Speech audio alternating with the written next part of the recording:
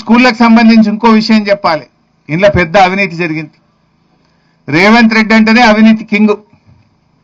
ఇవాళ మొత్తం ఇప్పటి వరకు రాష్ట్రంలో 76 ఇంటిగ్రేటెడ్ స్కూల్ టెండర్ అయింది. 76 స్కూల్ టెండర్ అయింది.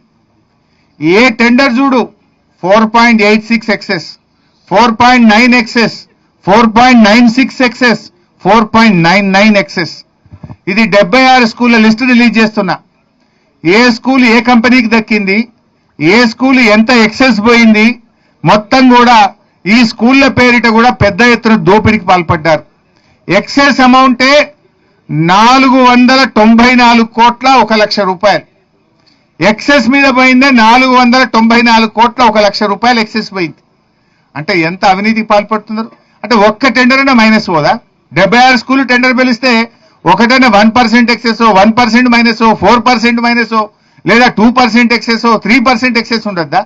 అన్ని స్కూళ్ళు 4.96 ఎక్సెస్, అన్ని స్కూళ్ళు 4.86 ఎక్సెస్.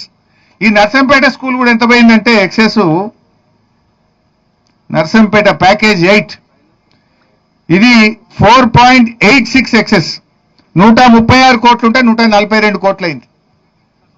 ఇది కూడా 4.86 ఎక్సెస్ పోయింది.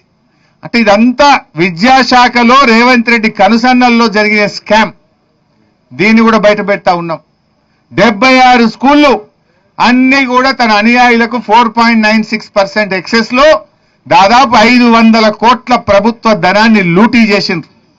ఈ స్కూళ్ళకు సంబంధించి కూడా ఒక రిటైర్డ్ అధికారిని చీఫ్ ఇంజనీర్ గా నియమించి, ఆ రిటైర్డ్ అధికారులు అయితే తమ చెప్పు చేతుల్లో ఉంటారని రిటైర్డ్ చీఫ్ ఇంజనీర్ ను పెట్టి స్కూళ్ళ టెండర్లు చేసి మొత్తం 4.96 ఎక్సెస్ కి ఇచ్చి 500 కోట్లు లూటీ చేసింది ఇవాళ రేవంత్ రెడ్డి ప్రభుత్వం.